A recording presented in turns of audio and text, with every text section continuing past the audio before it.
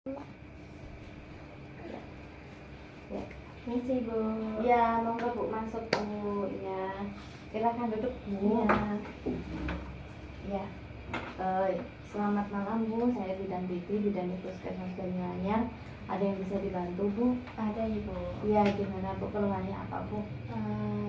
Saya kan habis melahirkan ya Bu. Katanya orang di rumah itu nggak boleh makan api sama protein karena ini jahitannya rusak atau Oh gimana. gitu. Berarti nggak pernah makan daging-daging merah sekarang ya? Enggak. Atau juga nggak makan sama sekali ya? Enggak. Ini melahirkannya kapan ya Bu? 6 hari yang lalu toh? Iya. 6 hari yang lalu. Di mana Bu melahirkannya? Di praktek terdekat sini, dekat rumah. Oh, dekat rumah. Anak ke satu? Iya, satu. Anak pertama. Umurnya berapa Bu? 3 tahun. Oh, 30. 30. Saya tensi dulu ya Bu. Iya. Bentar.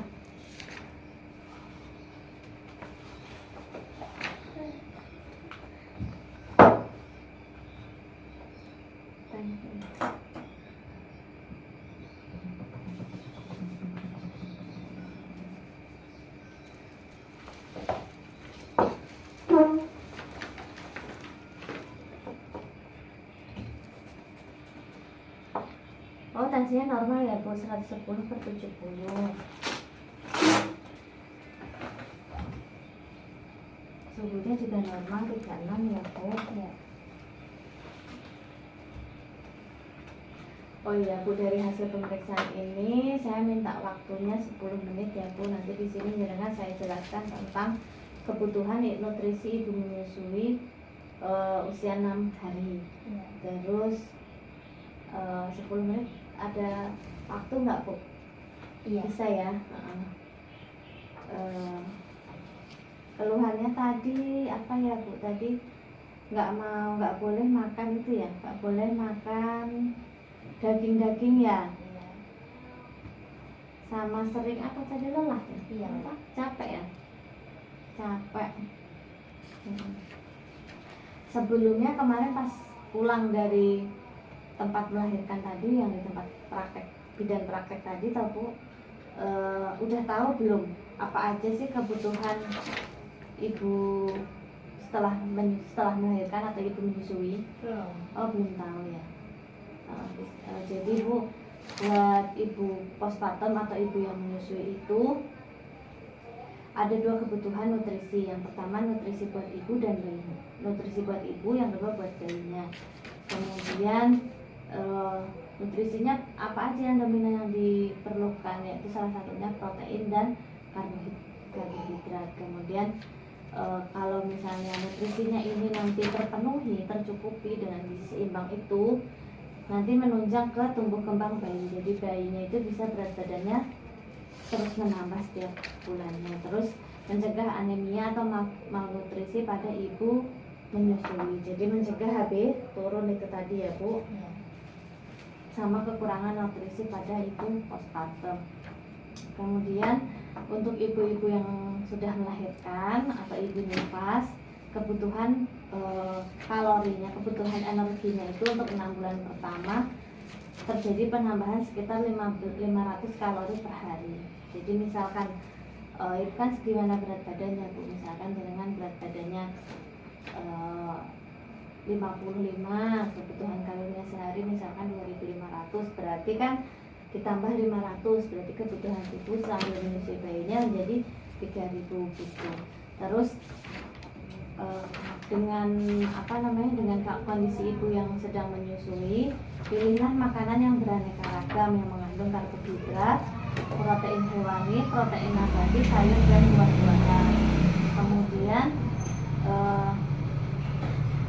sumber-sumber makanan apa aja sih yang ada vitaminnya? Vitamin A pertama ada di wortel atau daging merah itu tadi juga ada Bu. Fungsinya untuk apa vitamin A? Untuk meningkatkan kesehatan mata pada ibu dan bayinya yang buat ASINya itu tadi. Biasanya dengan kebutuhan vitamin A yang cukup, bayinya juga lebih jarang terkena penyakit dan infeksi. Jadi bayinya nggak gampang sakit gitu ya Bu ya. Iya.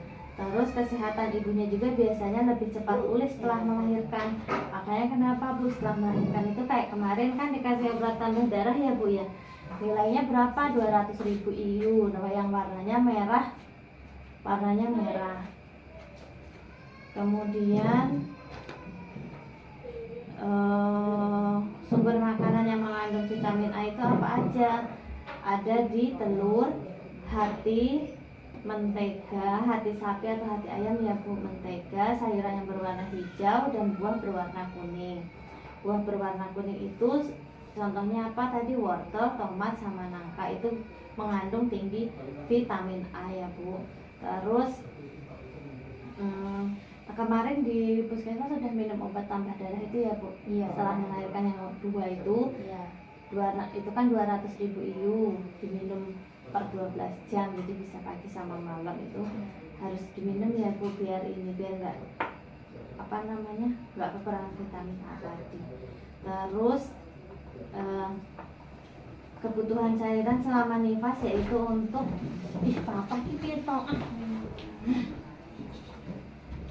Terus kebutuhan cairan itu selama nifas yaitu mengatur kelancaran metabolisme dalam tubuh. Jadi selama masa nifas itu kebutuhan cairannya itu sedikitnya 3 liter atau 14 gelas setiap hari. Dianjurkan untuk minum setiap kali habis menyusui. Jadi setiap habis menyusui harus selalu minum air putih gitu untuk mencegah dehidrasi itu tadi ya Bu. Jadi kebutuhannya 3 liter per hari. Terus fungsi tablet tambah darah tadi yang pertama untuk menaikkan sirkulasi darah dalam sel dan menambah sel-sel darah merah dalam tubuh ibu. Ibu nifas itu harus mengkonsumsi tablet tambah darah 1 kali selama 40 hari. Contoh menu apa aja yang ada itunya Bu, yang ada nutrisi tepatnya itu tadi di aplikasi gizi seimbang tadi ya. Jadi dalam 1 piring itu harus ada karbonnya 1/4, terus dagingnya proteinnya itu setengah piring, sisanya sayuran dan buah gitu. Terus tadi kan memantang makanan itu ya daging-daging ya. Iya. Kayak gitu tuh sebenarnya salah ya Bu, karena daging-daging itu sebetulnya mempercepat penyembuhan luka. Jadi kalau ibu makan daging sama makan ASI yang banyak itu bisa mempercepat penyembuhan luka dan produksi ASI juga semakin bertambah. Jadi ASInya makin kental, nggak encer gitu. Paham Ibu? Paham. Nanti kalau misalnya ada keluhan bisa segera kontrol, tapi yang nggak ada keluhan bisa kontrol nanti 6 hari lagi ya. Iya. Iya, sama kontrol KP nanti kalau mau KP. Iya. Bisa cuci tangan dulu ya Bu ya.